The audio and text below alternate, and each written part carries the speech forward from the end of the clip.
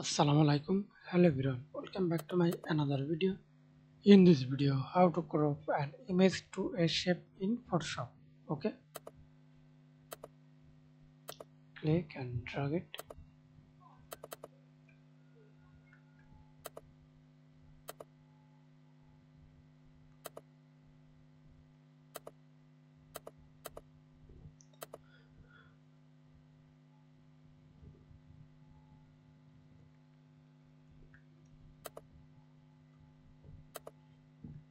Hold Ctrl for selected layer.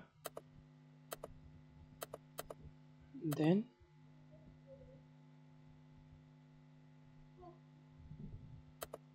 crop. Okay.